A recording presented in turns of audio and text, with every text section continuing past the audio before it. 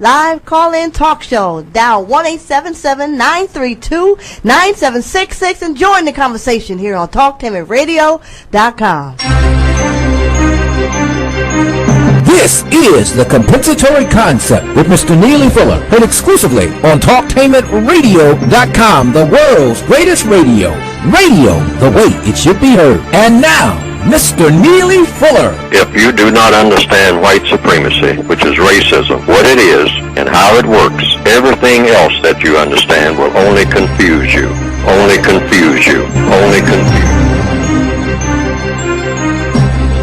Good morning and welcome to TalkTainmentRadio.com. We go where you go, the world's greatest radio. You are in touch with the Compensatory Concept with Mr. Neely Fuller Jr., and I am your co-host, Mr. Bobby, and this is radio the way it should be heard.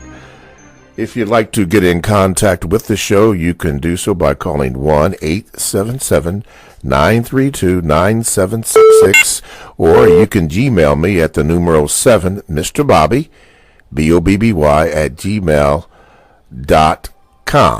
Or, at gmail.com. And for those of you who understand the show, the usual suspects are at work. On our third way, you can watch and hear us on Facebook.com/Talktainment. We are experiencing some problems, but hopefully we will have those worked out where I can answer your questions. You can see and hear the show and all the particulars on that. As my brother Dr. Javari says, the usual suspects are in play. But nevertheless, the show will go on. Let's see here. We are on the 8th area of people activity, which is the area of sex. Mr. Fuller has written the book, about that, called the United Independent Compensatory Code System Concept. And these are his opinions and suggestions in this book in the area, and in particularly the 8th area of people activity, sex, in the system of racism and white supremacy. So without further ado, let's say good morning to Mr. Fuller. Mr. Fuller, good morning. Good morning. And this morning, this day, this Wednesday, how are you this day? I'm still learning. You are still learning. Mr. Fuller, do you have an opinion about the weather situations that seem to be going on, one hurricane after the other? And I understand Mexico had a 7.1 magnitude earthquake happening there and various places around the world. Do you have an opinion on that, or what do you think? Well, there have always been earthquakes and storms of every type, forest fires. People say these are acts of nature, acts of whatever created the universe, put all this in there. So these things are to be expected. So that's just my opinion on it. These things do exist.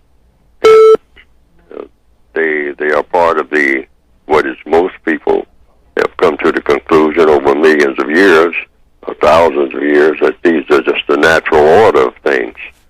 And when they happen, you just try to, as a person, a creature on the planet, you just try to deal with it the best way you can. Try to keep from being harmed. Yes. And then there are other people who say that it's being engineered and altered by people who are trying to do harm to people, trying to orchestrate certain things by controlling what we call the weather, or controlling the natural order of things. Yes. And there are a lot of opinions on that. I simply don't know. Yes. But I just simply say that you do the best you can when these things happen. Now, the best you can also includes helping yourself, naturally, and helping anybody else who needs help, regardless of who that person is, because these things are the natural, quote, unquote, order of things. These things are produced by whatever created the universe. So people should always be helpful to other people because you try to be in that mode anyway in everything that you do every day, even when everything is nice and pleasant. Try to be as helpful as you can to everybody who needs help, and as long as that help is of constructive value. Okay. So when a suspected racist white supremacist is in need of help, you should help them? Yes, because you expect them to help you under these conditions, which many of them do. They rescue people off rooftops and all like that, people of color who they could very easily pass up under these conditions. They could just very easily just say, well, I'm not getting in any boat and go out and help these people. I mean, because they're not worth nothing no way, and they're always complaining about this and complaining about that. Well, let them deal with the weather. Let them deal with starvation when there's no food and everything has been wiped out by the flood, and they don't have anything available. They're completely helpless, and we're on the high ground, and they're down there in the low ground in the valley. So they got swamped. So we're not going to send anybody to help them do anything. Okay. They're always complaining about anything that we do anyway. So, that's not as, the record shows, the evidence shows that hasn't been the general reaction. I see. They go out of their way to help not the white supremacists, and I'm quite sure there's a whole lot of them among the rescuers, go out of their way to rescue people who that we regard as victims of racism. We regard them as white supremacists. Okay. Here they come with the boats. Okay. Here they come with the food. Here they come with the water. Okay. So in turn, you do the same thing. I mean, we're trying to produce a product, or should be trying to produce a product, for the first time on this planet called justice.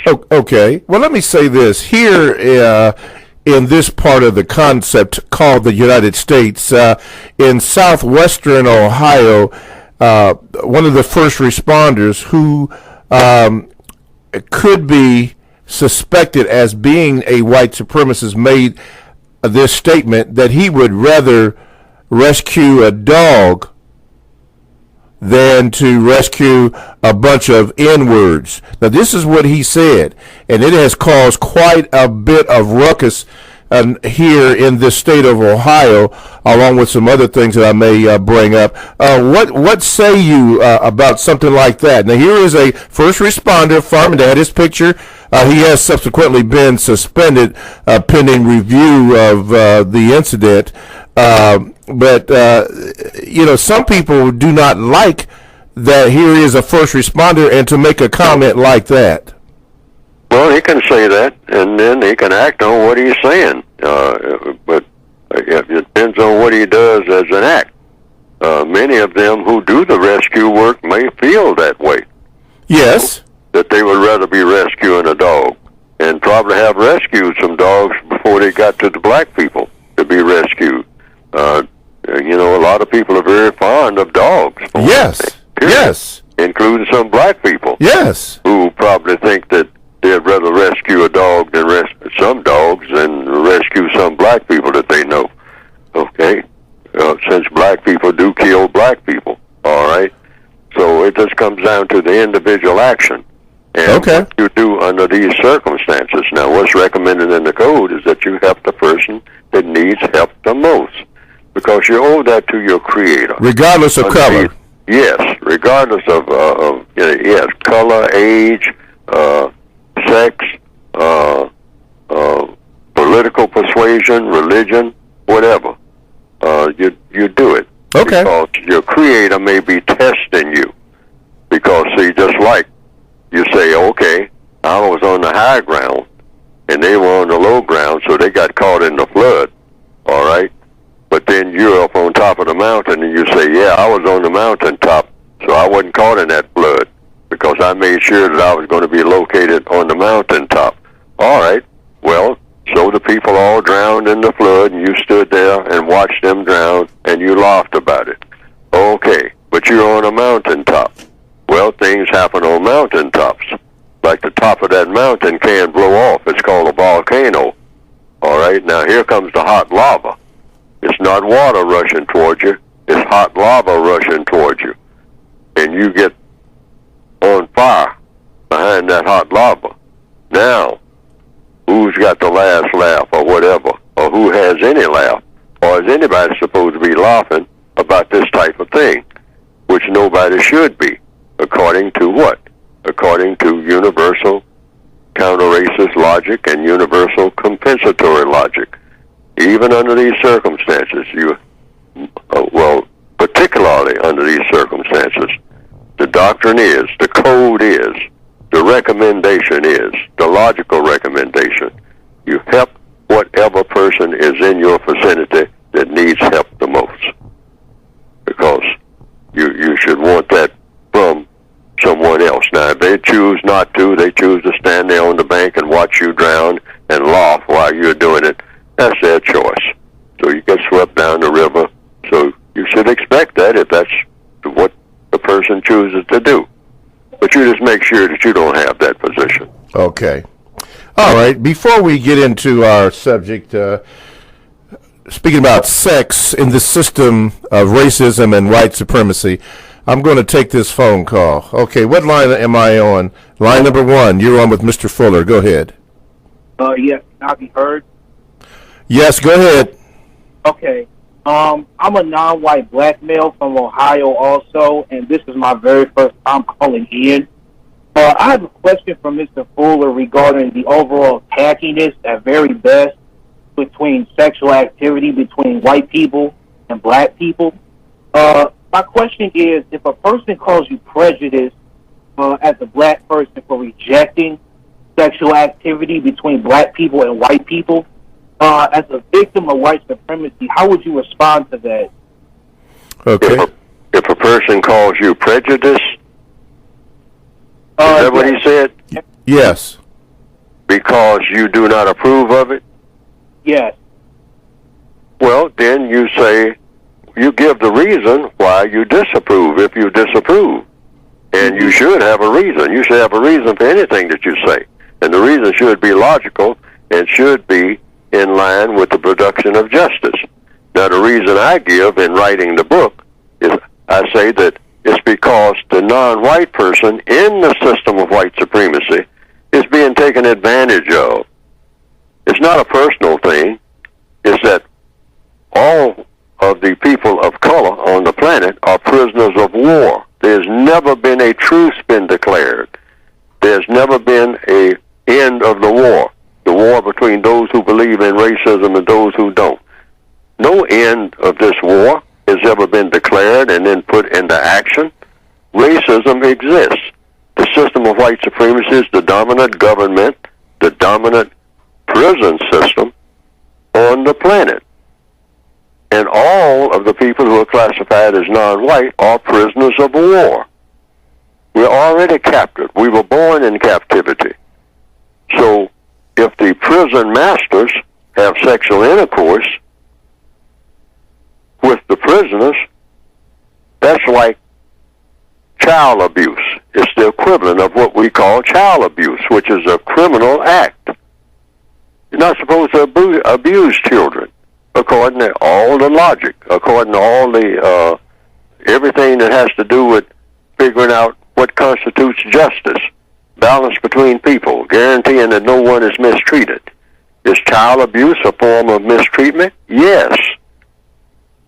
So the prisoners of war are helpless. Helpless how? In all of the areas of activity. We can't take care of ourselves. Prisoners can't. Prisoners are being taken care of. By whom? By the prison masters. The people walking around with the guns and the bombs and whatnot, and the guard towers. And so if the warden comes down and has, line the females up and say, okay, well, I'm going to have sex with all of them and whatnot, there's nothing they can do about that but capitulate or try to run off, and get dragged back or whatnot or shot. And so, and most of them will give their consent. Most prisoners do. You give your consent every day that you're a prisoner to a lot of things. So all that is they call it consensual sex. That's what they will say, is just male with female. Whose business is it and all like that? Well, that would be fine if we were in a perfect world. We're not in a perfect world. We're nowhere near it. we are in a system of white supremacy, which is designed to do what? Dominate and mistreat people of color. Yeah, mistreat people. And this is all in every area of activity. Yes, sir. Economics, education, entertainment, labor, law, politics, religion, sex, and war. Every minute of every day. That's what the system is designed to do. Mistreat and dominate.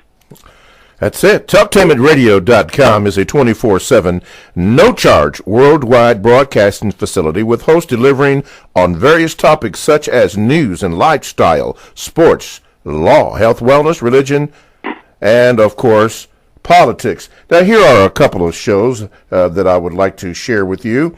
One is called Everlasting Life. Another one is called, one of my favorites, New Money. And then the next one would be The Voice of Deliverance. Now, all you have to do is go to the TalkTameItRadio.com homepage, click on programs for the scheduled times. Talktainment Radio, that's radio the way it should be heard. This is Mr. Bobby. I am the co-host of the Compensatory Concept with Mr. Neely Fuller Jr. Our subject today and for the next few weeks, maybe to the end of the year, is the 8th area of people activity, and it's called sex. We are taking our time to go through this area. It's the longest chapter that Mr. Fuller has in his book, and it needs to be explained. You have to know what it is and how it works in the system of racism and white supremacy. So we're going to be on this for a while. Before I go to the Gmails, I am going to take this phone call. What line am I on here? Okay, line number 1. You were on with Mr. Fuller. Go ahead. Good morning. Can I be heard? Go ahead, sir. Yes, sir. Mr. Fuller, I have a question, and just please try to follow the logic here with me. Now, I think that racism is not white supremacy, is not equal to white supremacy. Racism is a product of white supremacy, just like justice would not be a system in and of itself. It would be a product of another system. Is that it?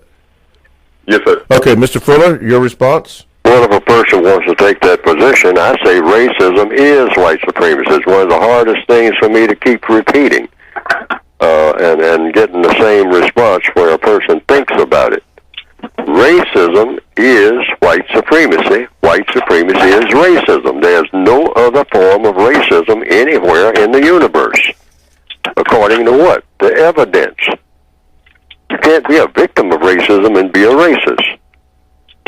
So racism is white supremacy. White supremacy is racism. Those two words mean exactly the same thing. And they don't mean anything else. Racism is not something that's out there on its own and then somehow just kind of bumps into white supremacy and they make some kind of deal. Racism and white supremacy is one and the same thing. There's no other form of racism other than white supremacy. There's no such thing as a black race. Race is racism itself. There's no such thing as any other race other than what? Some people call it the human race. There's no such thing as any human race. What would a human be racing against? We got to stop and think about every word that we use, not some words. Every word has to have a surgical meaning. Otherwise, you just get a lot of babbling. And we just run around trying to, throwing words up in there, and they just fall down anywhere, and we just grab them any kind of way and slam them together any kind of way with some kind of cheap glue and just, say that, we're supposed to make some sense out of it. No. Words are tools, precision tools. Every word that you choose has to have a precision definition that you can use with precision. Otherwise, you got the one thing that the white supremacists thrive on. Oh, chaos. Yes. Confusion. We definitely don't want that. Okay, it looks like we're not going to be able to, at least right now, use the Facebook.com / area, so I'm not going to be able to take any messages from that until that is worked out, but I will go to the Gmails. Now, mind you, probably if you write me today, I'm not going to be able to get to that. I don't think. It depends on what they forward to me. But anyway, going to the Gmails, this one comes from Brother Ken Yaha. Says this, Mr. Fuller. He said recently, hello, Mr. Fuller. Recently, I heard you talk about the white male anus is the new black female vagina. Can you explain why you are specifying the white male anus? Why not the white female anus or black female anus, etc.? Why specifically the white male anus? Causes more confusion. See, sex is nothing but a form of communication, basically, when it's designed for what? To produce offspring, okay? If you stop and think about it, what's the purpose of sex? S-E-X.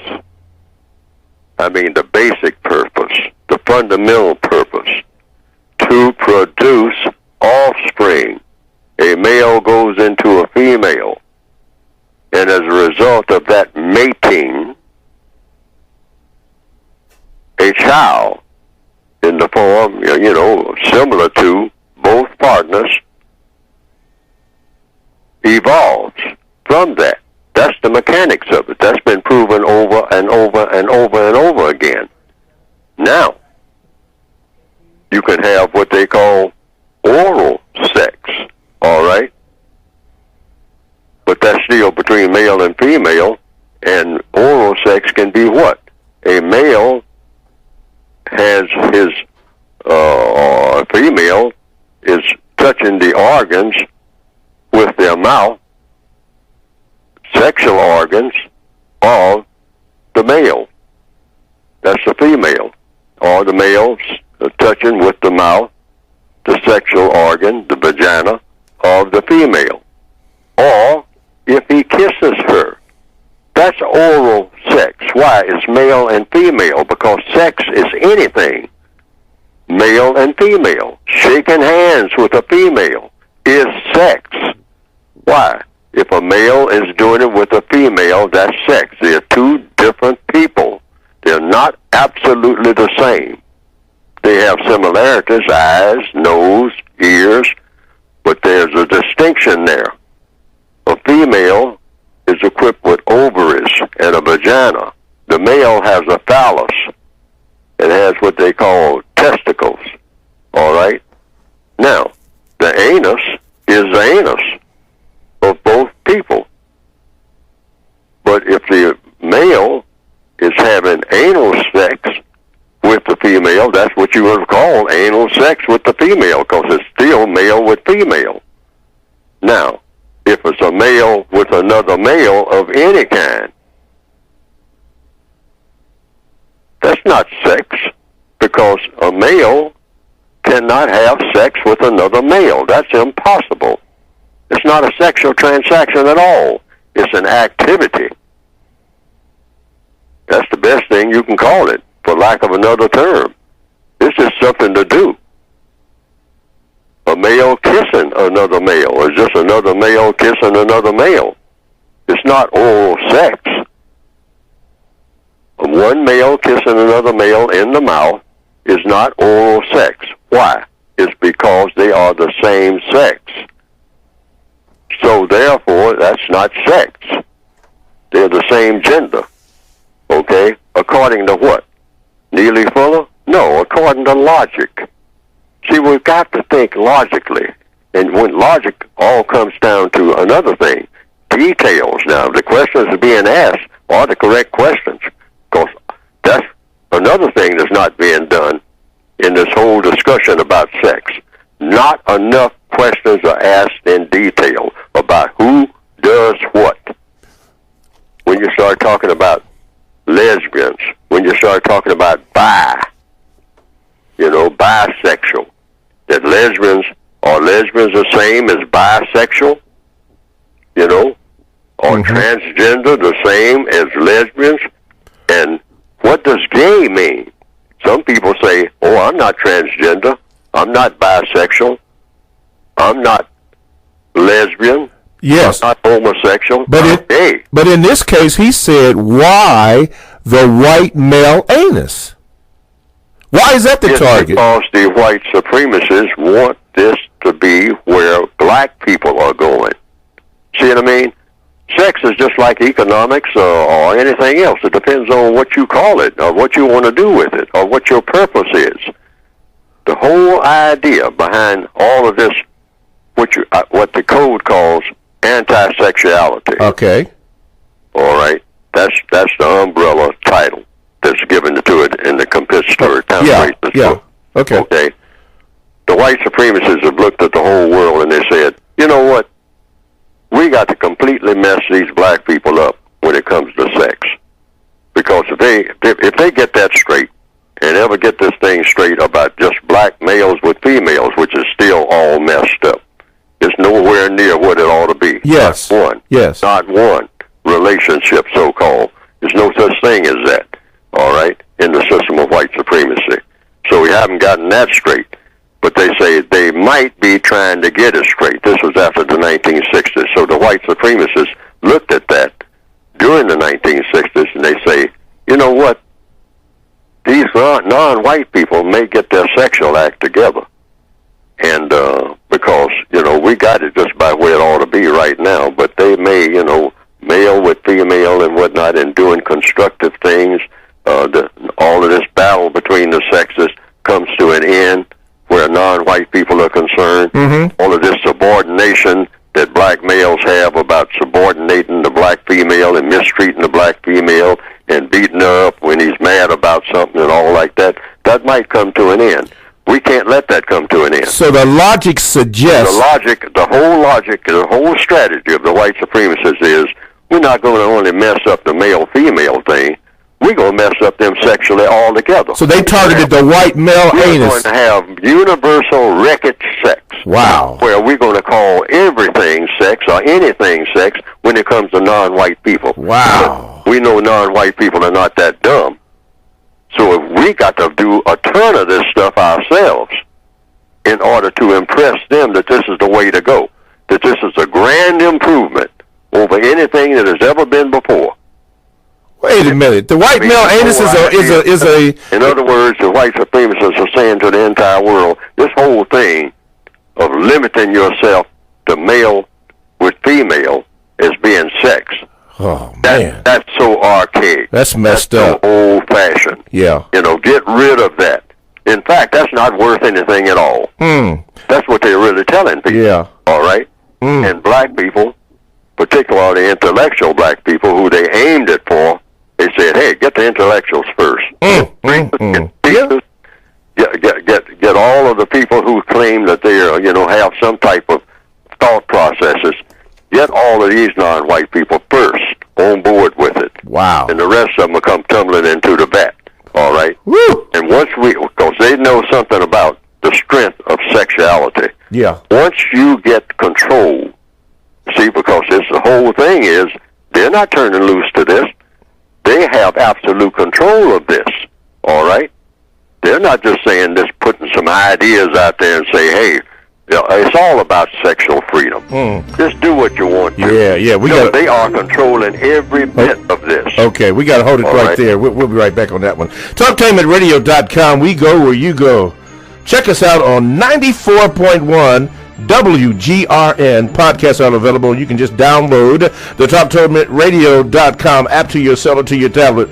That's radio the way it should be heard. Stay right there. Let's do this. TalkTainmentRadio.com. We go where you go. Download the TalkTainmentRadio.com app to your cell or to your tablet. That's radio the way it should be heard. Hi, I am Mr. Bobby, and I am the co-host on the Compensatory Concept with Mr. Neely Fuller Jr., heard exclusively on TalkTainmentRadio.com.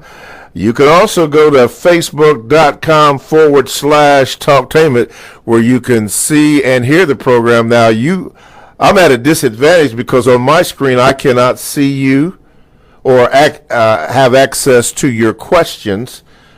But on the other half, they can see and see your questions. I did see something from Brother Carter.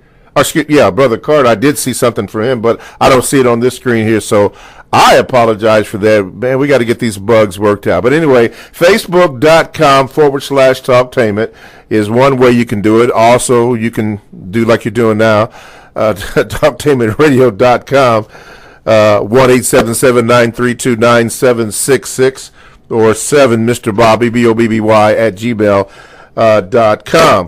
Mr. Fuller had opened up, about 3 weeks ago when you made that comment from, I believe it was Sister Brown, concerning the female vagina and the white male anus. And I get letters and calls all after the program about that, and even this call here concerning it. A lot of people are really concerned about that, Mr. Fuller, and have a lot of questions. But I tell you what I'm going to do now until we get this bad boy up. I am going, so you can see me, I can't see you. I'm going to take a phone call. What line am I going to take? Line number 1? Okay, line number 1. And remind, we haven't even got to the book yet. You are on with Mr. Fuller. Go ahead. Yes, good morning, Mr. Fuller. Good morning, Mr. Bobby. Okay, sir. I understand everything has to be taken into the context of the system that we're living in, racism, white supremacy. This is my question, though, to Mr. Fuller. If I am looking into a magazine full of naked adult females, some non-white, some white, and I start to get aroused and excited by doing this, am I having sex with these females? Is that considered sex? No, your mind is just about it. No, you're not. Sex is an sexual intercourse and sexual play. Like I've put it in quotes, sexual play in my textbook for victims of white supremacy. Sexual play is any kind of touching or anything between male with female. That's sexual play. In any kind of, with a sexual connotation, with the intention of doing, ultimately having sexual intercourse, which of course will include the vagina, the phallus with the vagina. That is basic sex. All right? But anything else can be called sex. I mean, just touching of the breast or whatnot. The female may decide to touch the male's breast. Is that sex? Is that a sexual connotation or whatnot? She just, pats him on the chest. I mean, because he's a football player. I mean, and he came off the field and she pats him on the chest. I mean, it's a congratulatory thing. And a person might look at that and say, wait a minute, that female touched that guy, that football player in the chest. He's got nipples on his chest. So, is that a sexual connotation? Well, yes and no. Depends on how you want to look at it. What is she doing it for? She's congratulating him for having made a touchdown and whatnot. But she touched him on the chest, and it just so happened that his chest was there when she moved her hand. I mean, but she wasn't particularly aiming at his chest, so to speak. Or maybe she was. But what do you call that? But if it's a female and a male touches a female on her breast, all right, what does that mean? A lot of people will say, oh, well, that means something altogether different. Okay? A female touching a male on the chest, is it the same as a male touching a female on the breast? That's the question. Mm-hmm. Okay? It depends on how you want to look at it or what you want to make of it. All right? Okay. Now, the white supremacists understand all of this. See, they understand that sex can be real complicated if you make it so. And what they're doing, they're trying to make it more complicated than it ever has been. All right? And they have been overwhelmingly successful so far. Because you got scrambled sex, you got, before they finish, it's not going to be just LGBTQ. The alphabet is going to stretch all the way to the moon. Mm-hmm. At the rate that they're going. Yeah. I mean, they're adding new categories all the time, just like they're doing with the racial thing.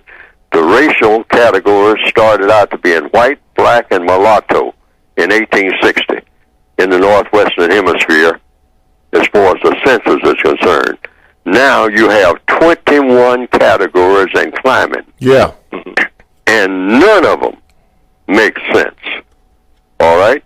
You look at the categories of race. And they're doing the same thing with sexuality. Why? Because sexuality is powerful. The racists don't ignore anything that has power to it. People think about sex just like the caller said. I mean, looking at pornography and all like that, what they call pornography, naked pictures of females and whatnot, and being aroused, all right? That's communication right there. It's aroused in order to make you want to do what, all right? You know, when you're aroused, engage in some type of sexual activity. That's what it's for, okay? And they say that's what it's for. That's why they don't have them, you know, all over the wall and people, pictures of naked females, I mean, with their legs gapped open. They don't have that in the first grade. I mean, you know, there's a reason why there is in a school, in an elementary school. You don't walk in there and see that all over the walls. The same type of pictures you see in some of the magazines. All right? There's a reason why. All right? Because the mind, you know, has to be groomed in a certain way. The white supremacists understand all of this. And they're not doing black people a favor by coming around and saying, hey, you got to do something about your sexuality. It's always been messed up, because we saw that. But we're going to try to improve it now. Okay. We should be suspicious of that. Every black person, every non-white person on the planet, with this new movement they have of saying, we got to alter your sexuality, and you got to be on board with it. I mean, it'll give you more freedom. It'll give you a better attitude toward life. Everything will be better. Okay. I mean, but you got to alter your sexuality from what it is. It's already a mess. But you got to have more different varieties. That's what you people need. You dumb people need. You need more variety. Okay. All right. And black people, bug-eyed, looked at that and say, well, you know what? Yeah. What you got? You know, that's us falling right in line, lockstep, without backing up and say, wait a minute. All right. Why are you doing this? Okay? And why are you so, you don't want to give us a decent house? You don't want to give us a decent job? You don't want to give us anything, you know, increase our income, health care, and all like that? But you don't have any problem with coming around knocking on our doors at midnight, say, you black people got to improve your sexuality, and we're going to help you. And we'll give you any amount of money. All your entertainers, we will give them any amount of money if they will get on board with this. All righty. They say I have to give the shout-outs, so we are limited today. Hopefully they'll get this screen fixed, but my man Galen back there is giving me names. So a special shout-out to Dwayne Anderson. Said good morning. Marcus Williams. He says thank you, Mr. Fuller. Bonnie Henderson. See Pam Landers. Twisted like a pretzel. Miss Love. Jola Carter. Lloyd Day. Checking in from Chicago. Good. Larry Williams. Thank you, Brother Williams. Checking in from Dallas, Texas. I'll be down there pretty soon, Larry. How about that? Yeah, come, I guess they call it Turkey Day. Before we take a phone call, let's do this from the Gmails. Mr. Fuller, it says here, brother said this, good morning, Mr. Fuller. I would like to know what your views are on cheating in terms of sexual relationships among non-white males and females. Thank you. All generated by the white supremacists and whatnot. I mean, this is a part of the society, because everything is about cheating. Economics start with the first area of activity. Economics, education, labor, law, politics. You know, what are they talking about in politics right now? Somebody cheated. Somebody made some deals with somebody, all right? And that's how we wound up with certain people in office that, you know, that everybody was amazed at how they got there. See, everything in the system of white supremacy is about cheating. So this is to be expected. But now, the code, what do you do about it? See, because codification, counter racist codification is not just about hand-wringing and looking at a situation and saying, it's terrible. It's about what do you do about it as an individual. So, in the 8th area of activity of the textbook for victims, there are page after page after page after page of what? Questions and answers, because I say what all the time on this program? All problems are solved through the process of questions and answers. So, when a male meets a female and they decide they are going to, at some point, engage in what we call sexual intercourse, because that's when it really gets serious. This so-called dating, whatever that's supposed to mean, sitting in a restaurant and just having dinner, that's just sitting in a restaurant having dinner. So what? I mean, that has nothing to do with anything except sitting in a restaurant having dinner. It's become sexual in the true sense when it reaches the sexual intercourse level. The phallus in the vagina, all right? That's sexual intercourse. Now, up till then, what should happen? Understanding. Understanding comes from what? Information. Asking those 200 questions. Comes from what? Questions and answers. Yes, sir. So, what it is, this so-called cheating, comes from people not having an understanding in the beginning.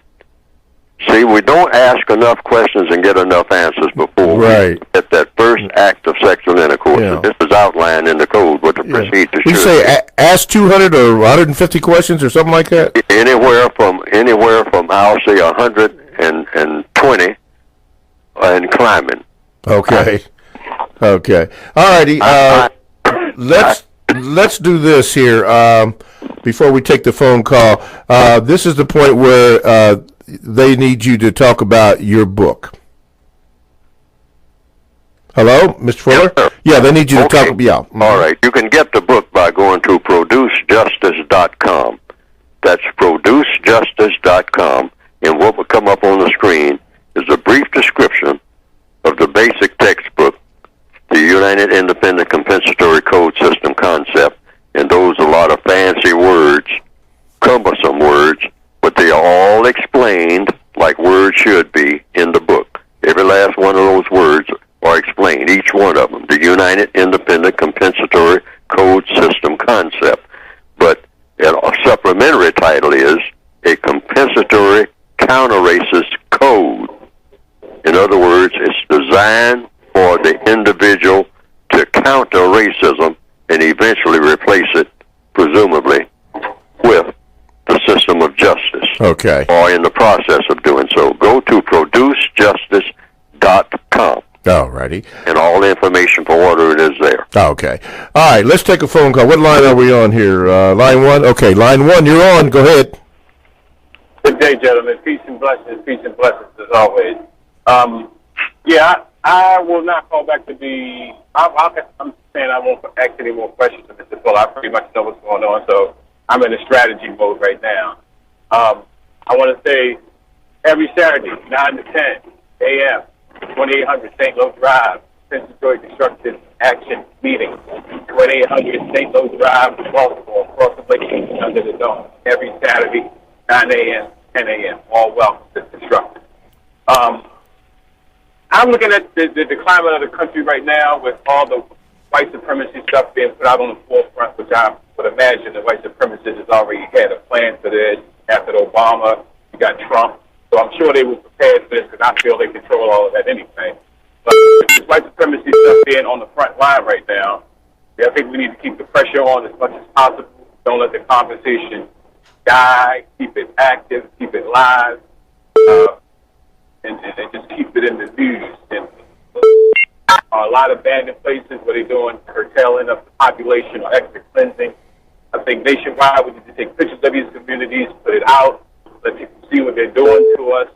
We have to keep this racist, white supremacist system on the front burner through media, through texting, by any means necessary in a constructive manner. Continue to expose it for what it is. And don't stop. Don't let it rest even when they take it out of the news. Okay, brother. All righty. All right. You have to get ready to say because about 2 minutes was up. Thank you very much, my brother. Thank you. Thank you very much. Okay. Let's see here. Let's do this. Mr. Fuller, we brought up something about 3 or 4 weeks ago. I remember asking you a question. I'm going to ask it again. Did you get a chance to research anything about your straw man or the straw man? No, I didn't. Okay. I have done some research on it, and I think that if you do that, and I'm assuming that you are going to do that, there's some interesting points in regards to your book is brought out about that, about the straw man. So I'm going to be asking you about that periodically. One of our callers emailed by the name of Dr. Javari laid some information on about our straw man, and everybody has one. I hear some information, some interference in the background. Yeah, I'll tell you, the usual suspects are up to their thing. Trust me, we're blessed just to be doing what we're doing right now with those, but we're trying to work those things out. Sorry, so I apologize about that. But anyway, the straw man he had written about. I'll tell you what I'm going to do. Switching from the straw man, hopefully everybody looked that up. What line am I on there? Line number 3? Okay, line number 3. You on with Mr. Fuller. Go ahead, please, and cut your radio down if you have it on there. Okay, go ahead.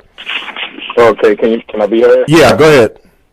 How you doing, Mr. Bobby and Mr. Fuller? This is Brother Muko from Baltimore. Hey, Brother Muko, yeah. Hey, how you feeling? Yes, sir. We hold the constructive action meetings, compensatory constructive action meetings in Baltimore, 9 to 10 a.m. every Saturday, St. Louis Drive. My question for Mr. Fuller this morning is, Mr. Fuller, can you explain for the care unit in Baltimore how scattered sex is, how when you have scattered sex in the area activity of sex, how that bleeds into every other area of your people activity when you are participating in scattered sex? Oh, yes. Once people become confused sexually, you can confuse them very easily in everything else. In fact, you don't have to confuse them in anything else because that automatically happens anyway. Once people become sexually confused, I mean, when they're just all over the place when it comes to sex, that means their minds will be all over the place when it comes to everything else. I mean, not immediately maybe, but all your value systems will change, and you will actually, you'll just be almost go back into infancy.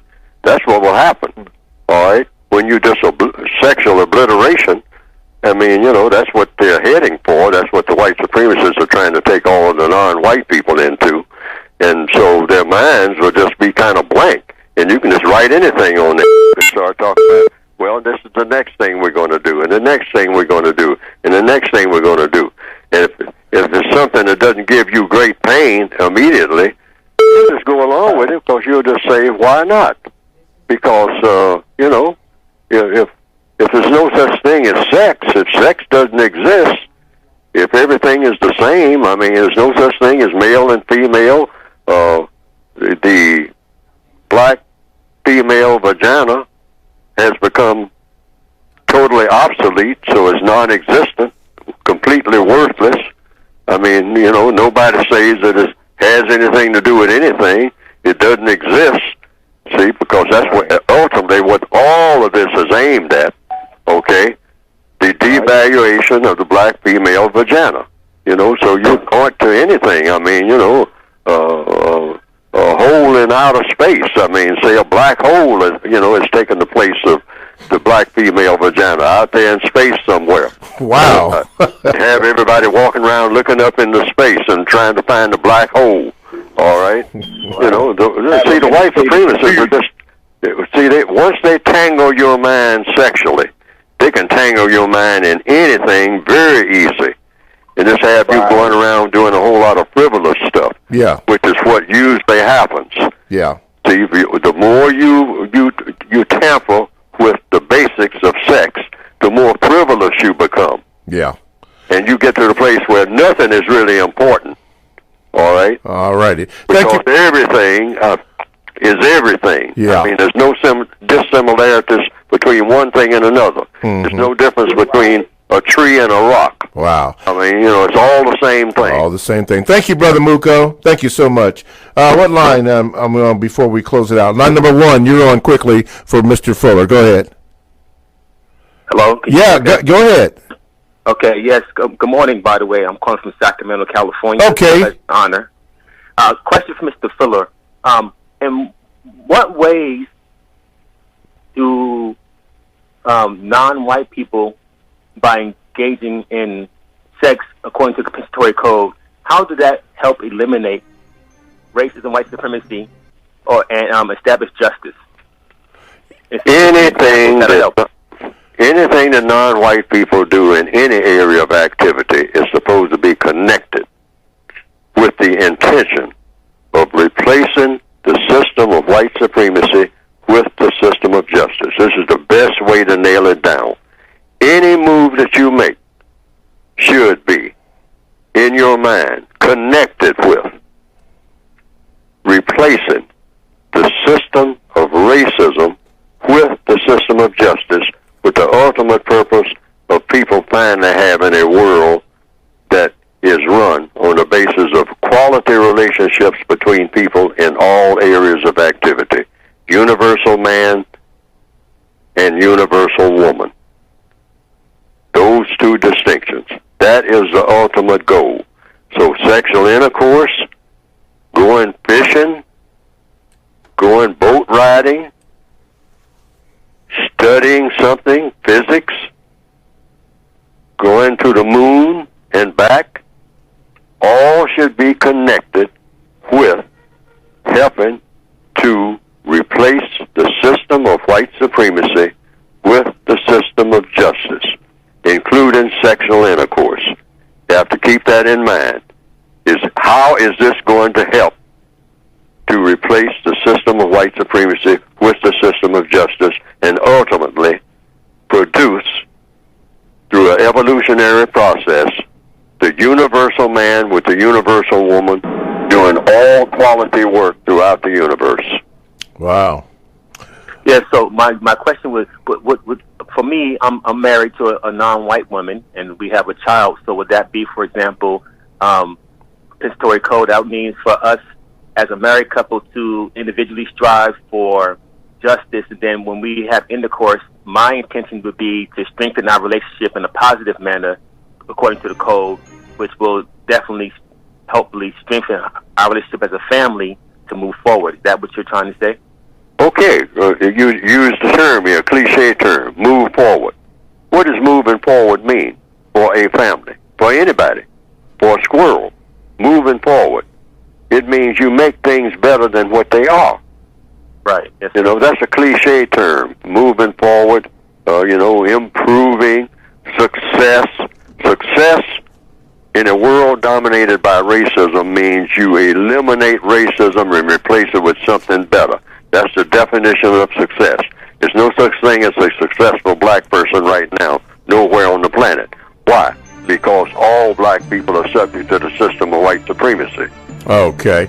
All right, when you hear the music, thank you, my brother. When you hear the music, you know what's happening. TalkTameRadio.com, the world's greatest radio the way it should be heard. Stay tuned for the second hour of the compensatory concept here on TalkTameRadio.com, radio the way it should be heard.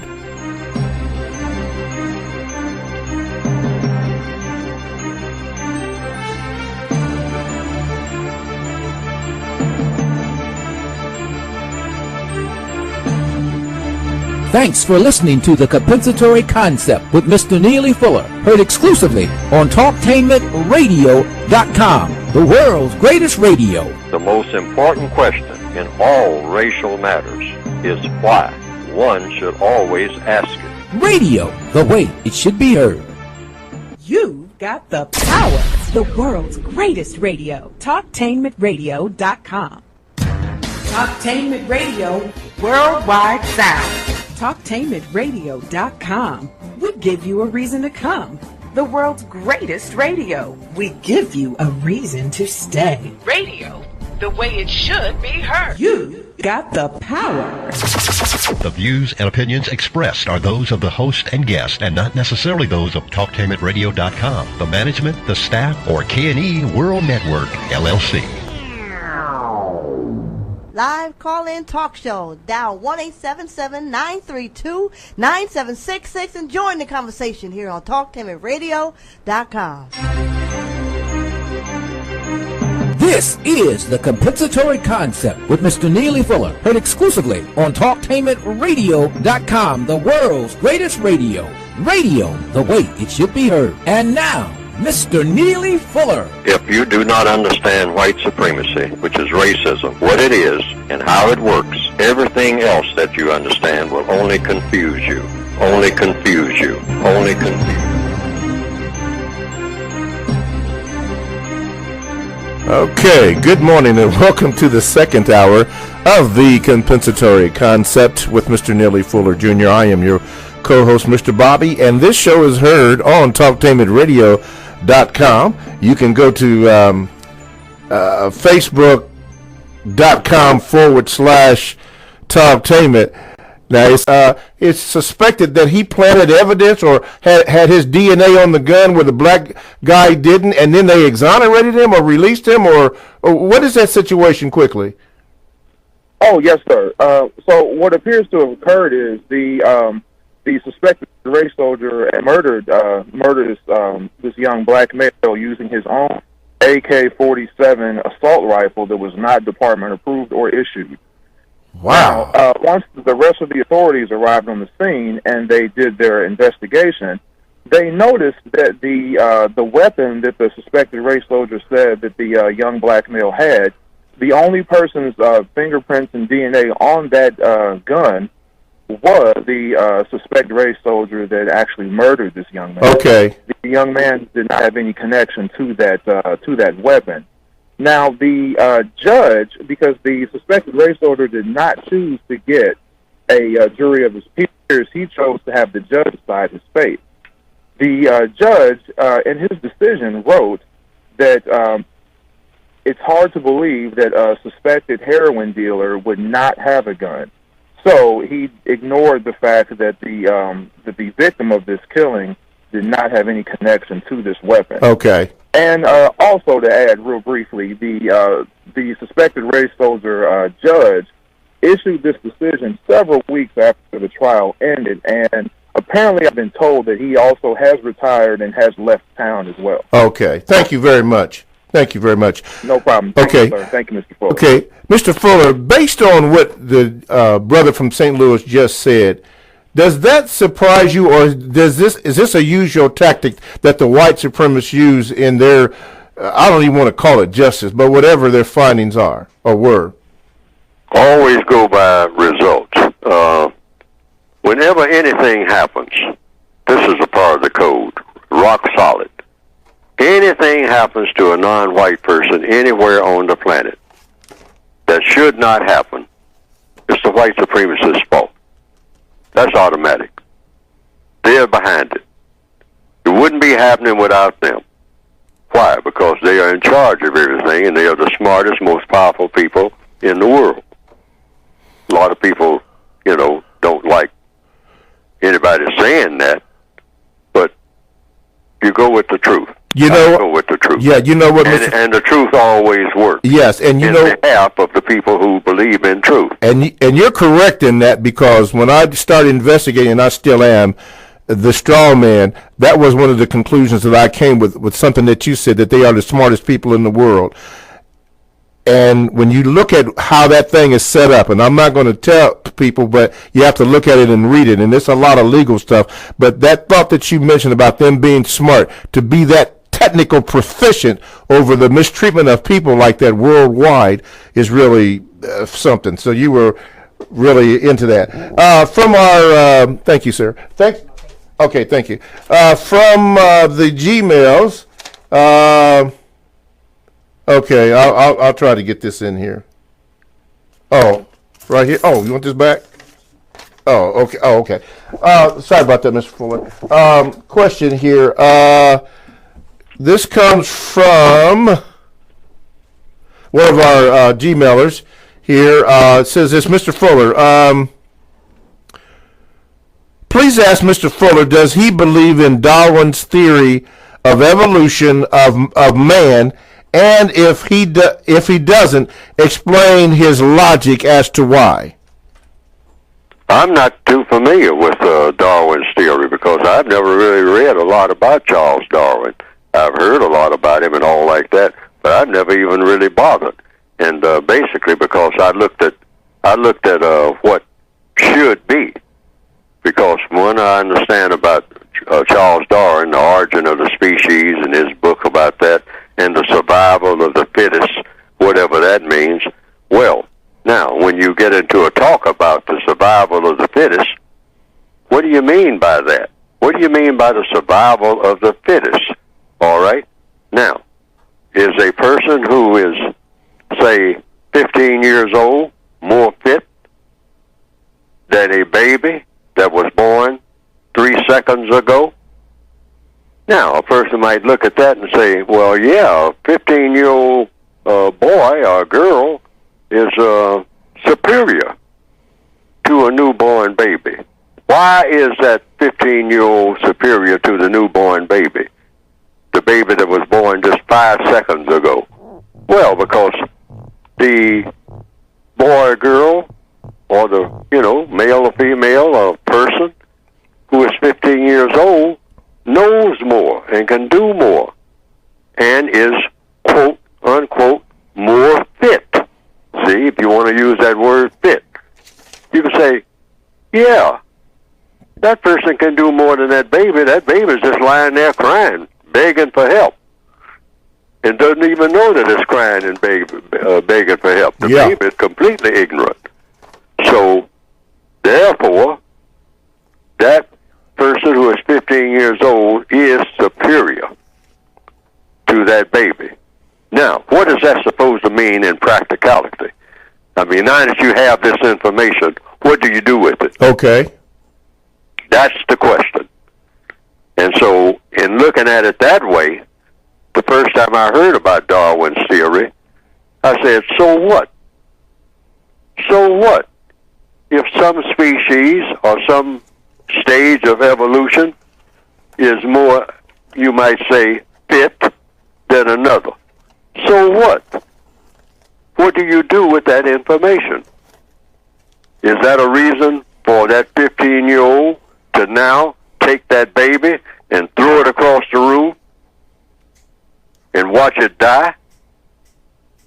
Or to pick up the baby and nurture it into maturity so that the baby gets to be 15 years old, 30 years old, 80 years old, 120 years old, and comes up with new inventions and all like that, that the 15-year-old that nurtured it didn't know how to do, didn't have the quote-unquote innate ability to do it? I mean, which course do you take? Throw the baby across the room just because you can? You are more fit to do so. Or do you nurture? So, I have in the code book, within the racial context, because there's a lot of argument been going on forever about black people are inferior to white people. So I looked at that without cringing. I said, okay, I'll look at that. Is that true or false? Well, I don't know. What do you mean by fit? What do you mean by inferior? Inferior when? Inferior how? What black person? Which black person? Where? When? At what time? 1,000 years ago? As it is now? And can everybody drive a truck, whether you're white or black? Can everybody, run a mile in 1 second and whatnot, white or black? And if one can do it and the other one can't, what does that mean? Does that make the other person something that you mistreat? What do you do about it? All right? Do you mistreat anybody under any circumstance? So I looked at the entire big picture in just a few seconds, you might say, because I try to follow logic, which I say, just follow logic. Just look at what everybody says and try to get the logic in it, and then look for the bottom line. What do you do with the information that you get?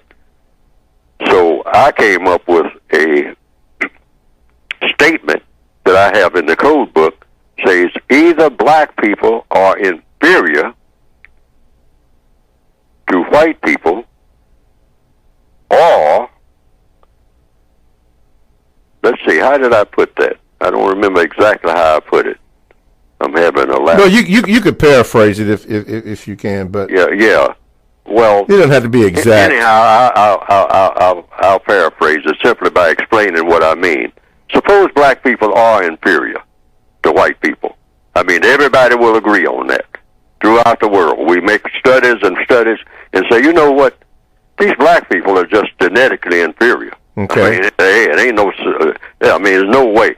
It ain't nothing you can do with them. I mean, you know. Yeah. I mean, they're just inferior. Okay. I mean, you know, they ain't got it. I mean, you know, it ain't personal. They just ain't got it. Okay, this is hypothetical. All right, hypothetical. Yeah, okay. What do you do? Well, what you do is practice what? Justice. That's the conclusion I came to.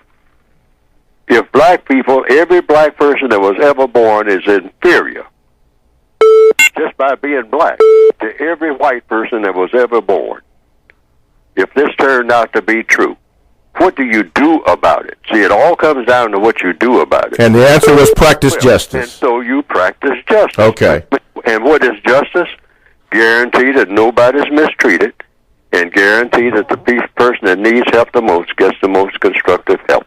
Talk to him at radio.com. Just like you do with a baby. Okay. Mm-hmm. Talk to him at radio.com is a 24/7 no-charge worldwide broadcasting facility with hosts delivering on various topics such as news, lifestyle, sports, law, health, wellness, religion, and politics. Now, here are a few that I have to share with you. Let's see here. Real Men, The Voice of the Pink Pearl, and It's Your Time to Travel. Now, all these shows are exclusive to TalkToHim@radio.com, and all you have to do is go to the TalkToHim@radio.com homepage and click on programs for the scheduled times. And I'm quite sure that there are many shows that you would like. In fact, I was talking with a few people yesterday, and they were just delighted in the many offerings that Talk to Him at Radio has to have. Something for you. Anyway, just go there and look at it, click on the programs, and all the information is there. That is an exclusive from Talk to Him at Radio. That's radio the way it should be heard. I am Mr. Bobby, the co-host on the compensatory concept with Mr. Neely Fuller Jr. We are working through our issues. The usual suspects are in full display. Boy, you just don't know what's going on behind the scenes, but that's okay. We're still here, and you can hear Mr. Neely Fuller. I understand you can see me. I can't see you by going to facebook.com/talktainment. You can see me, and your questions are on there, but I can't see them here, so that's why I am not ignoring it. I just can't see it. But you can also call at 1-877-932-9766, and you can Gmail me at the numero 7 mrbobby@gmail.com.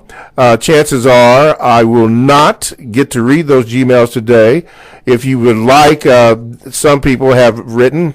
McCullough from Michigan said, do not call names, so I will not call your name if you don't want to.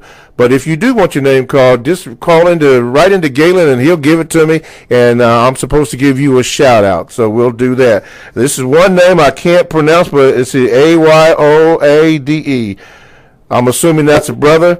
And he mentioned that we're all still learning. Okay, my brother, and we certainly are. Before we take the phone call, Dr. Lawson wrote this, Mr. Fuller. He says, greetings. What is sexual morality? How has it been equal to or better than sexual morality of all white people who have participated in the system of racism and white supremacy? There is no such thing as morality in the system of white supremacy. That's according to the code. There's no evidence of the existence of so-called morality, whatever that's supposed to mean. See what I mean? What is moral?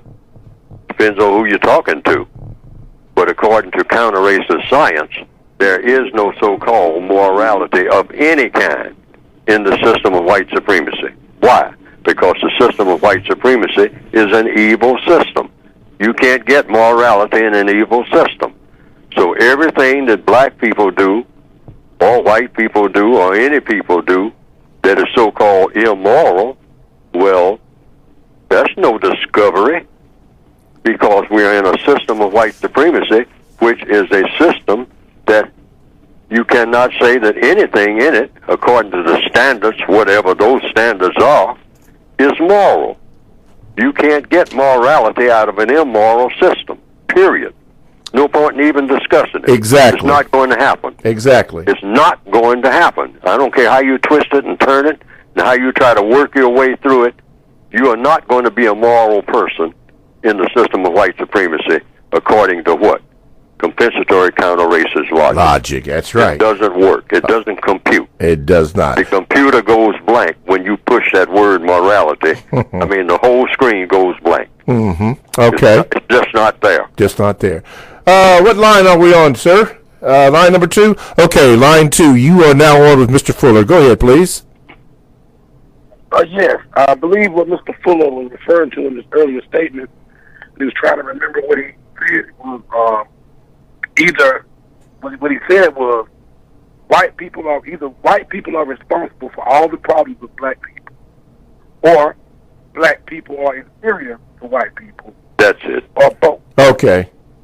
Alrighty. That's how I wrote it. Either black people are inferior to white people, or the white supremacists are to blame for all of the problems of black people, or both. Take your pick. One of those statements, or one of the parts of that one statement, has got to be true. Okay. But I can say that, and when I say that, sometimes it jars people. Because, see, it puts everything right down front.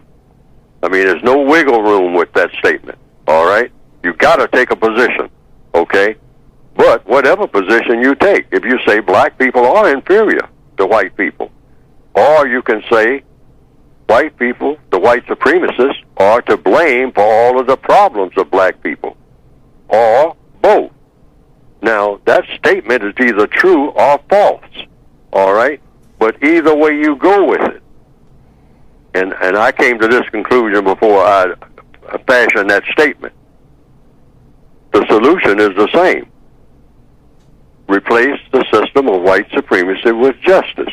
I wouldn't care who's inferior, who's not inferior, who's smarter than who's taller than who came first, whose history is this, whose history is that, who worked the hardest, who didn't do no work at all. The solution is still the same. Still the same. Replace the system of white supremacy with justice, which means what? Guaranteeing that no person is mistreated, and guaranteeing that the person that needs help the most gets the most constructive help. Right, I can see that. That's the only criteria for anybody existing on this planet right this minute. Okay. What was your question, brother? It sounded like you may have had a question there. Yes. Well, it's really more VGQ, but I want to see what Mr. Fuller has to think about it. The white supremacists are one of the reasons why we're seeing white supremacy more. And Mr. Fuller said he's noticed it. That we're seeing the term all over the place now. We're seeing, white supremacy is. We're seeing the president being charged as being a white supremacist. What I wanted to say was, white supremacy, being the smartest institution that we've ever known, it is trying to say, well, we're going to be able to point a finger, well, he's a white supremacist, his dad's a white supremacist. And it's taken away the notice that, it's taken away from that the system of white supremacy is actually what is the problem for black people. Oh, the system. Okay. Yes, by the way. I'm sorry, go ahead. Go ahead, Mr. Fuller. Ahead. Continue. Okay, what I was saying was, if y'all familiar with the guy that in Baton Rouge just had a couple of days ago, a white supremacist was going around. He killed 2 black men. Yeah. Was trying to. Y'all familiar with that? Yeah. And so now what we're having is the white supremacists are saying, well, here's a white supremacist right here. This is what you can say as a white supremacist, but in Congress, white supremacy doesn't exist, or in foreign relations, white supremacy doesn't exist, or in your local government foreign relations, white supremacy doesn't exist. And we have to be careful about that to make sure that we don't say that here are the white supremacists over here on the left side, and the system of white supremacy doesn't exist. You know, I just wanted to... Okay. Mr. Fuller?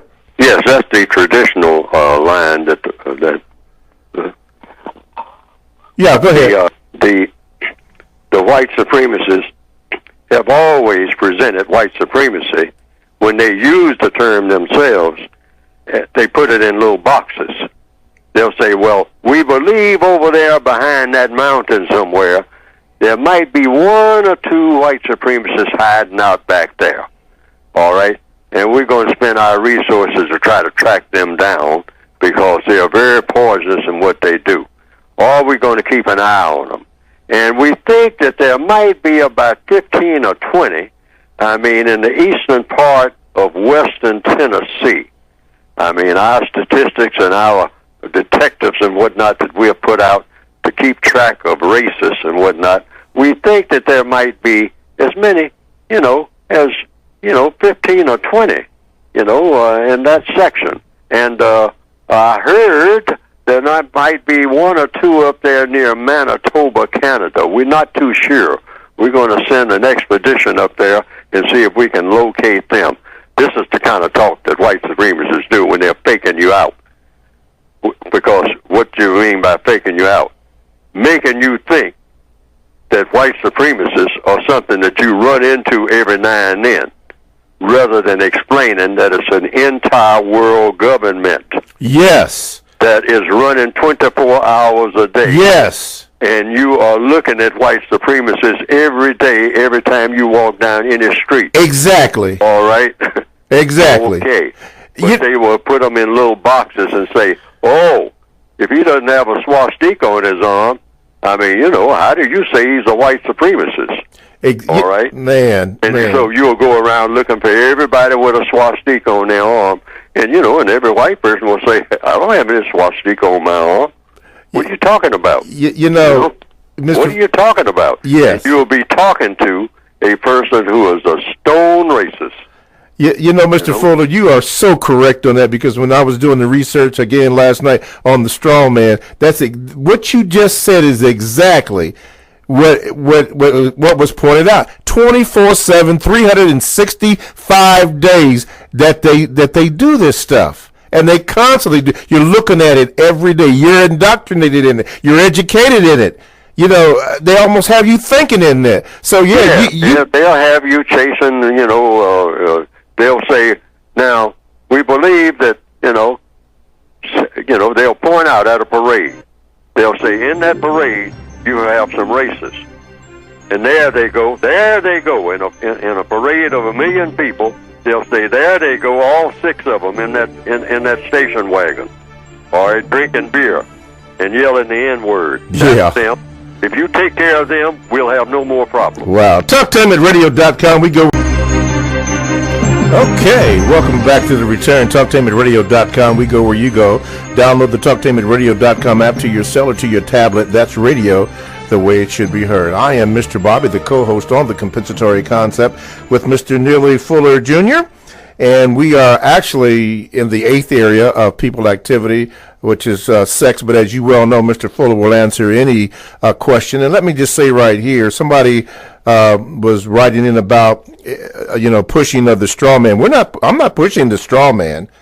Not at all. A question was asked by one of our callers about that. In fact, I have 6 messages concerning that, and like Mr. Fuller, I will address each one of them and ask Mr. Fuller, about that. So I'm not pushing it. I'm just addressing it. Now, there are a couple things you can do.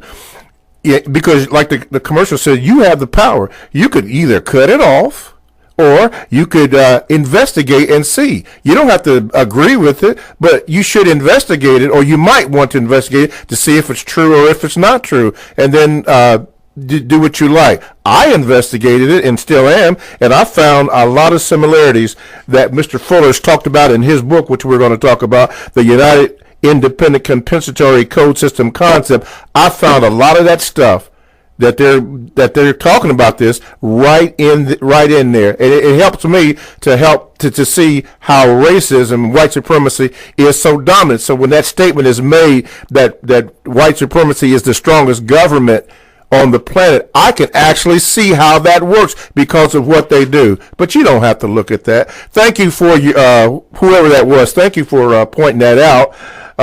And the other callers, I don't have the names in front of me, but they have written in. I don't have it on my screen, so I can't call your name out. I would if I could. They told me to give the shout outs, just like I'm supposed to give the, you can see and hear us or watch and hear us on Facebook.com/Talktainment. I'm supposed to tell you that at least 6 times an hour, so that's done. 1-877-932-9766, or you can Gmail me 7, Mr. Bobby at gmail.com. You put it in, and it's in there until we get it. Line 3? Okay, line number 3. You are now on with Mr. Fuller. Go ahead, please. You got me? Go ahead, hey, my brother. Go ahead. How you doing? Right. I'm doing without. Go ahead. Praise to you and Brother Fuller. Elijah Muhammad said the white man was the devil, and he called him that. After Elijah Muhammad passed, and Farrakhan and Wallace Muhammad stopped calling the great white father the devil. But what did the great white father do or change to make Farrakhan and Wallace Muhammad stop calling him the devil? Only thing they did, they got worse. Now, as with all the other white supremacist dictations to the world at the UN, Donald Hitler Mussolini dictation was as usual as all the other ones, sickening. Here they is sitting up criticizing the world about how they treating somebody in terror. Black people being shot down here by law enforcement on camera. Do people hear what I'm saying? But there's something strange going on here. The world says nothing about it. The world do not point out that contradiction. While he up there talking about Iran and Korea, you don't hear them saying, wait a minute, old great white father. You shooting down black people and black women and children in your country on camera. They say nothing. Nothing. Black leadership here. Black leadership, black cockers, all them Negroes up in Washington. They say nothing when this man go to the UN and chastise them about human rights and terror.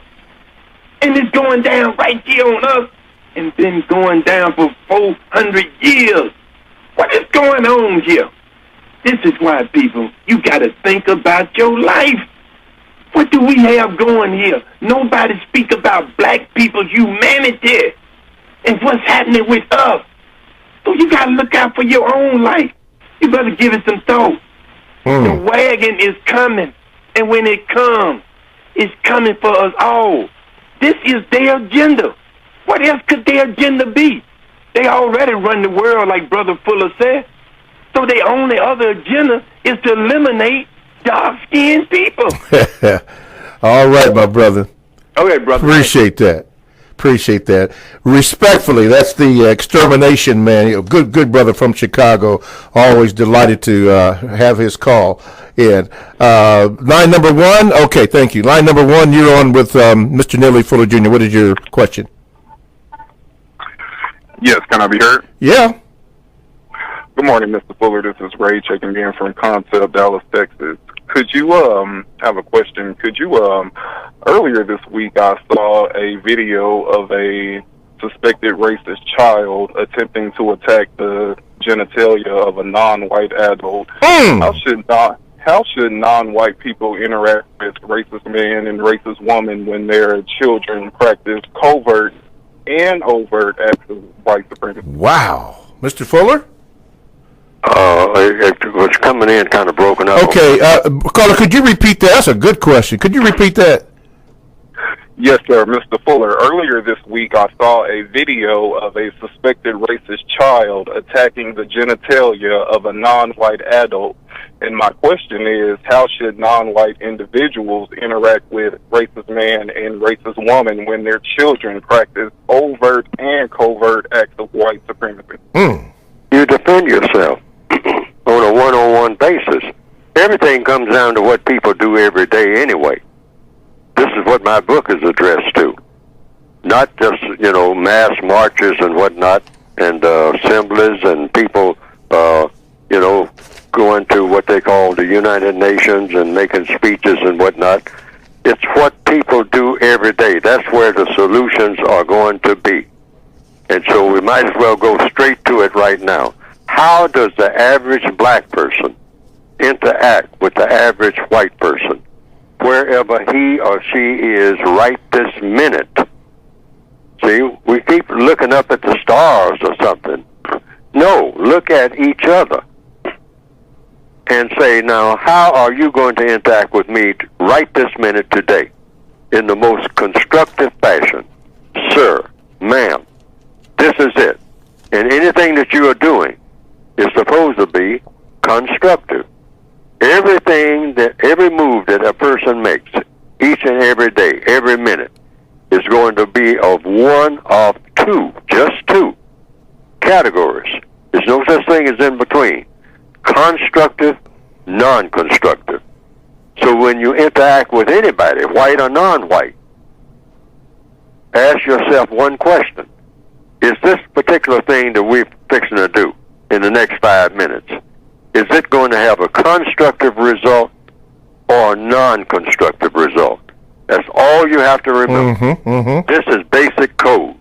This is what the point that I guess I've been neglected to emphasize. We're talking about everyday stuff. Yes. We're not talking about just waiting until next week until we go to an assembly somewhere or that some type of vote is coming up and whatnot. No. Codification, counter-racist science, like racist science, is an every minute of everyday thing. So wherever you happen to be right this minute, if you're around white people and you're a non-white person, all you have to do is look at one thing, just one. One. Whatever you are doing, is it having a constructive effect or a non-constructive effect? And if you believe that it's having a non-constructive effect, then it is your duty to step forward and raise that question. Yes. And put it in the form of a question.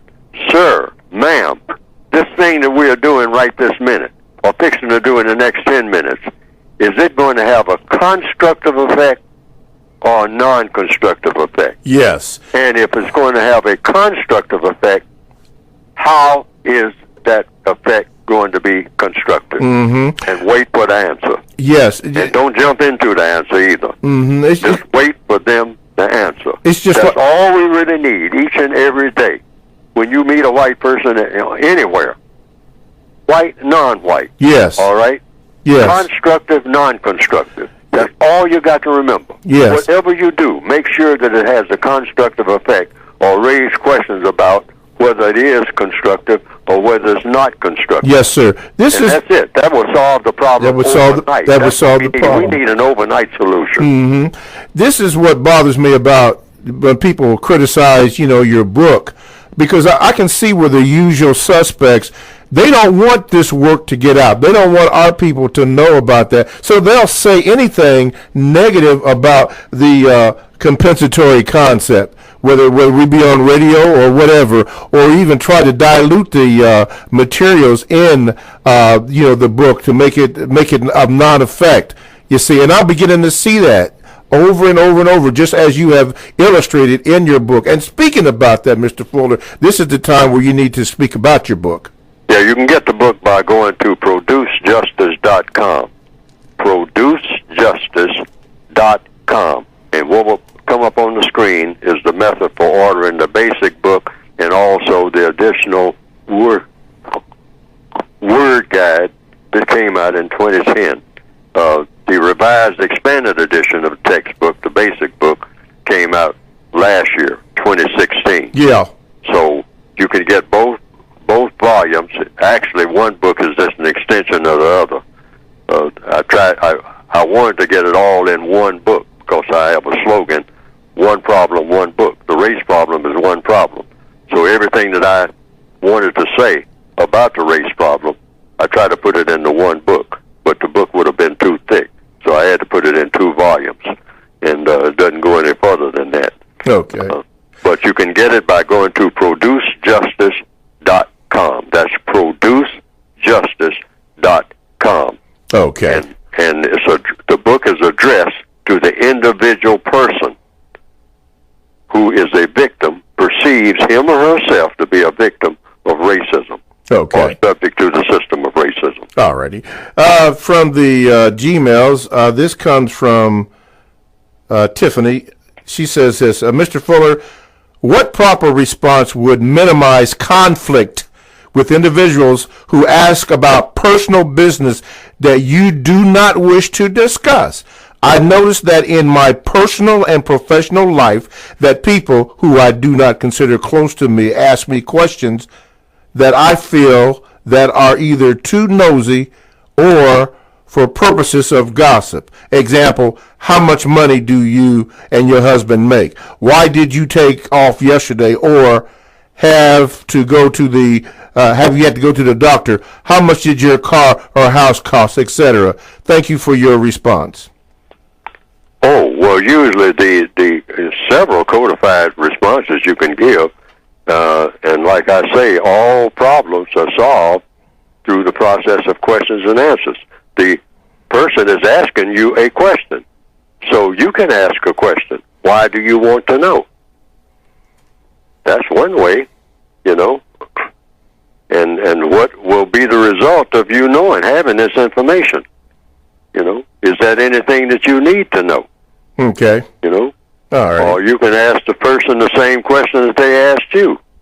You know, they say, well, what did you do yesterday? And you can say, well, nothing interesting. So go into the question mode then. Yeah, go into the question mode. Stay in the question mode.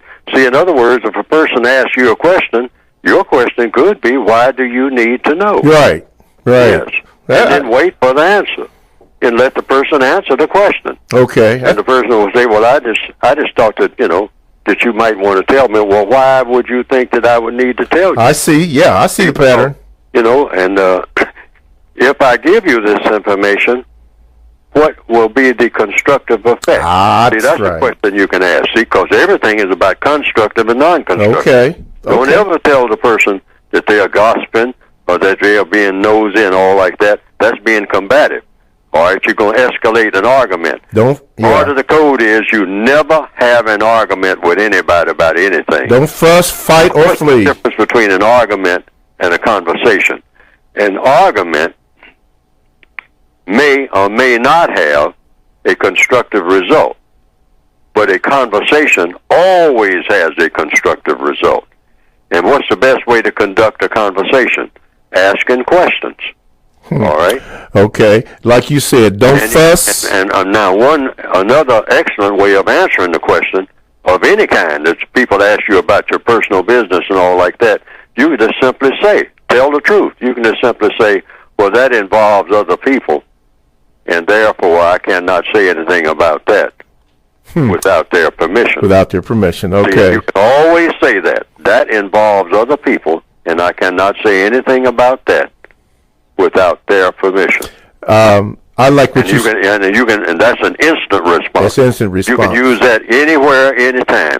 That involves other people, so therefore I cannot say anything about that without their permission. I like what you said in your book. Don't fuss, don't fight, and don't flee. I love it. That's a good response. Okay, here's another question off of the Gmail. From Marcus. He says, good morning, Mr. Fuller. He's from, this is Marcus from Fort Worth. I'm sending this email hopefully to clear up some confusion. Confusion that has been created based on what has been reported and what I've been hearing regarding the incident involving Michael Bennett of the Seattle Seahawks. The chief of the Las Vegas Police Department came out and gave a press conference on the Seattle Seahawks player Michael Bennett's police harassment claim. He stated that it was important to note that both officers in the situation were Hispanic. This was done, in my opinion, to nullify any claims of racism being at the root of this arrest. It is important to point out that a single significant number of Hispanics in this country classify themselves as white. Therefore, it is highly likely that some of these Hispanics, not all, share the same racist perspective and behaviors as white supremacists. I wanted to bring this to light, Mr. Fuller. I would like you to comment on this perspective on the next broadcast. As always, thank you for your dedication to the creation of justice. Sincerely, Marcus from Fort Worth, Texas. Well, the response to that is when people start talking about Hispanic, according to the word guide, what's a Hispanic? What is a Hispanic? All right? Let's get this straight first. You're going to use a word, explain what you're talking about. What exactly is a Hispanic? And what exactly is not a Hispanic within the context of what we're talking about? And what does that have to do with anything, if anything? All right? And you ask this of the person who used the term. If somebody says, oh, this involved a Hispanic, okay, what is a Hispanic? And what does that have to do with what we're talking about? Or what happened? You explain it to me, sir, since you used the term. All right? Were you familiar with the incident that happened to Mr. Michael Bennett? No, but if there's anything that happened to a non-white person that shouldn't happen, a non-white person, these are the categories: white, non-white, white supremacists. It's not the three categories. All right? Any other categories that show up in there, I don't know what they're talking about. Okay, well... Which means I got to ask questions. Right. So if Mr. Bennett classified as what? He's a black man. He's classified as non-white. See, it's just three categories: white, non-white, white supremacists. Now, somehow the term Hispanic got in there. So the first thing I do is say, hey, everybody who used that term, explain exactly what you're talking about and what that has to do with the classifications if we're talking about race, because it's not with three: white, non-white, white supremacists. Now, you mentioned the word Hispanic. That is not in the category, according to counter-racist science. But the chief of police entered that word. The chief of police pointed out that... Then I will ask the chief of police, what do you mean by Hispanic? And what does that have to do with what happened? Okay. Because I don't understand what you mean when you say Hispanic and you're talking about race. Explain it to me in fine detail. What does Hispanic mean when you're talking about three categories, which I say is not but three? There are other people who say there are 21. I say that ain't no such thing as that, because this is a position that I take. I don't understand that. You're not supposed to understand anything outside of that. White, non-white, white supremacists. Those are the three categories. Now, when you say Hispanic, I don't know what you're talking about within those categories. I don't deviate from those three categories. So if chief of police, the Julius Caesar, whomever, says, well, wait a minute, you're not considering that one of the persons involved was Hispanic. I say, well, now you lost me, because I don't know what you're talking about. I don't know what you're talking about. Explain to me what you're talking about. Well, both of the officers involved, as the police chief pointed out, were Hispanic. In other words, they weren't white officers that did this. Wait a minute. Now I got another call. I got another question. See, okay. I'm dealing with the word Hispanic. Yeah. Is Hispanic a color? Hey. Yes or no? No, it's not a color. Hispanic a color? You asking me? I don't know. In other words, if I was looking for a Hispanic color, what color would I be looking at? Okay, out of the white, non-white, and white supremacists, what color would I be looking for? Okay, I understand that, but this is what Marcus is saying. Yes, I understand what you're saying, but I'm addressing what they're saying. They use the word Hispanic, which means we're going to spend maybe about 8 months just talking about that. The police chief did that. Talk about what happened. Yeah, the police chief used that. That's what Marcus is reporting, that the police chief did that. And according to the compensatory code, this is what Neely Fuller would do. I said, Chief, we might spend about 10 years right now sitting down talking about that one word that you used in connection with this case before we proceed any further. You used the word Hispanic. I don't know what you're talking about.